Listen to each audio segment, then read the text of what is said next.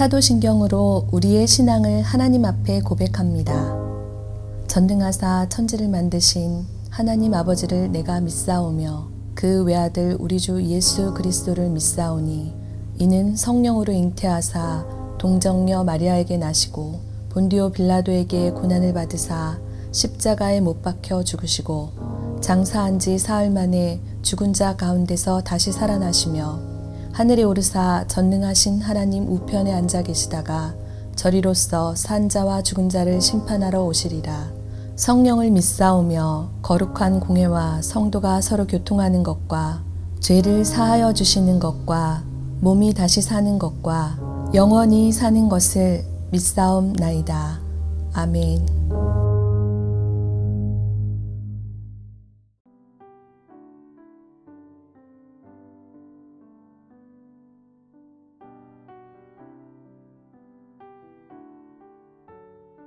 (30절) 말씀을 보시면 엘리야는 백성들을 자기 가까이 나오게 한 뒤 가장 먼저 여호와의 제단을 수축하였다고 말하고 있습니다.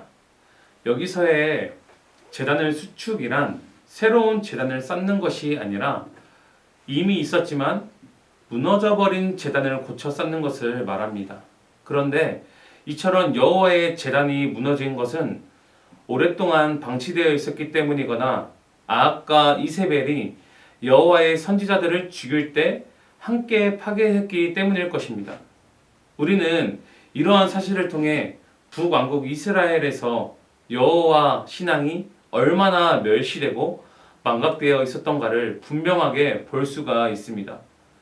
어쨌든 한편으로 생각하면 이처럼 엘리야가 바알 종교와의 대결에 있어서 먼저 제단을 쌓은 일은 약간 이상하게 보이기도 합니다. 왜냐하면 지금 관심사는 제단이 아니라 하늘에서 불이 내려오는 이적에 있기 때문입니다. 따라서 수많은 사람들이 여기에 초점을 맞추어 기다리는 상황에서 무너진 제단을 다시 쌓고 있는 모습은 다소 무의미한 행동처럼 보이기도 합니다. 하지만 성경의 관점은 전혀 그렇지 않습니다. 왜냐하면 정성스럽게 제단을 수축하고 있는 엘리야 못지않게 이 본서 기자 역시 이를 자세하게 기록하고 있기 때문입니다. 특히 저자는 이를 강조하기 위해 엘리야가 단을 쌓았다는 말을 32절에서도 계속해서 반복하고 있습니다. 때문에 본 기사를 자세히 살펴볼 때 순식간에 이루어진 하나님의 응답과 엘리야의 정성스러운 준비는 매우 대조적이면서 동시에 서로 깊은 관련이 있다는 느낌을 강하게 받지 않을 수 없습니다.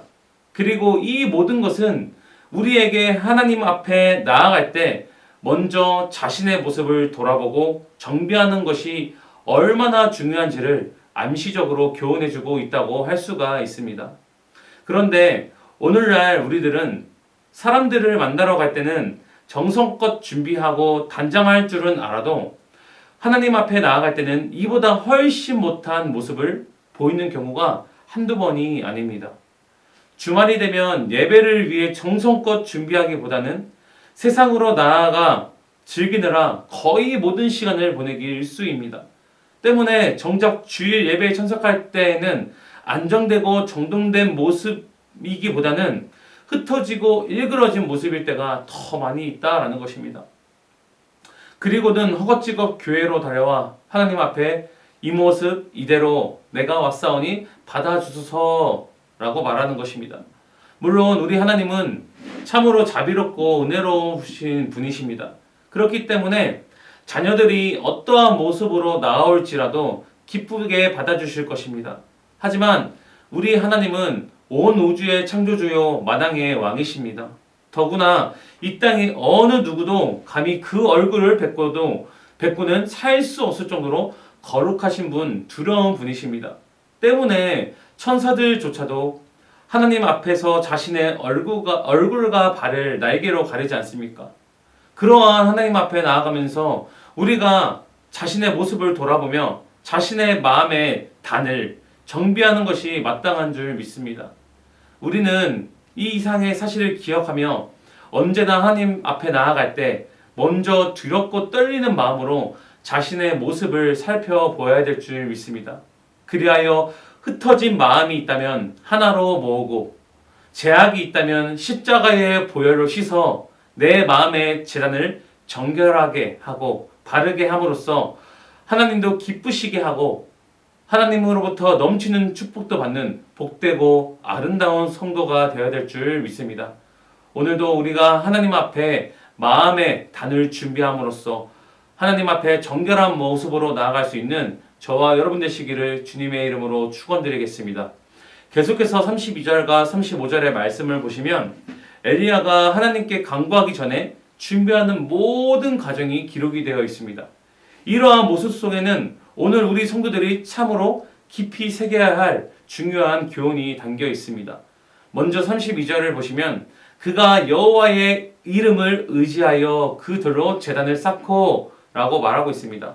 여기서 여호와의 이름을 의지하고 라는 부분을 직역하면 여호와의 이름으로입니다. 따라서 이를 보면 엘리야는 제단을 쌓음에 있어 자신의 이름이나 위대성을 드러내기 위해서가 아니라 오직 하나님의 이름과 영광을 드러내기 위해 그리하였음을 우리는 말씀을 통해서 알 수가 있습니다.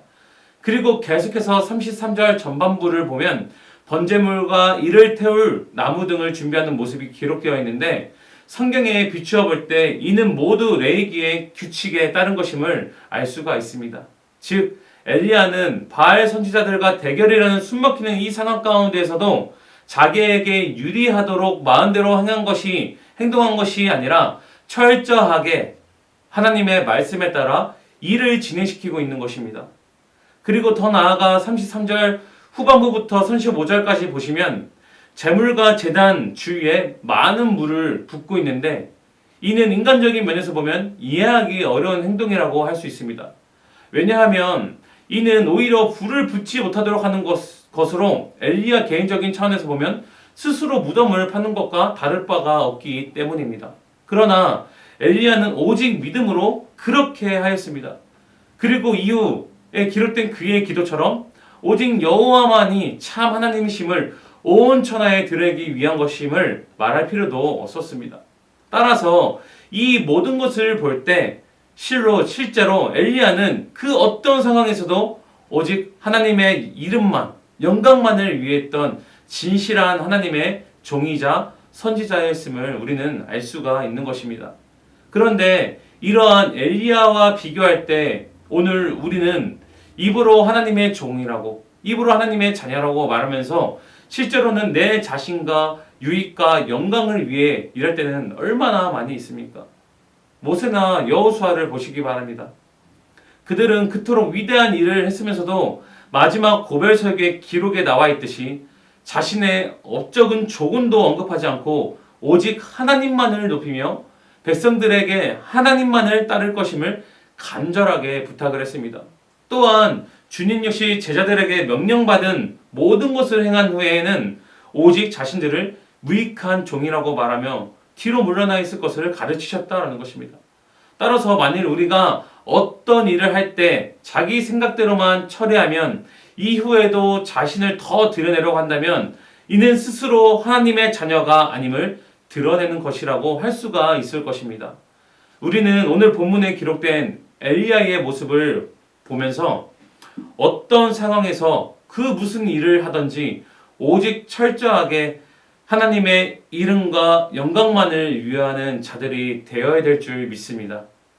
그리하여 우리 역시 엘리야처럼 하나님께서 높여주시는 축복을 통해 진정한 존귀와 영광을 얻는 자 되시기를 주님의 이름으로 축원드리겠습니다.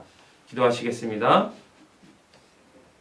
사랑과 은혜가 충만하신 하나님, 오늘도 우리에게 맡겨주신 이 상황과 모든 환경 속에서 하나님 내 힘으로 진행되고 내 의지로 내 생각으로 된 것이 아니라 오직 여호와 하나님의 은혜가 있었고 하나님의 도움의 손길이 있었기에 모든 것이 가능하다는 것을 인정할 수 있는 믿음을 가질 수 있는 우리 거룩한 성도들 될 수 있도록 인도하여 주시옵소서.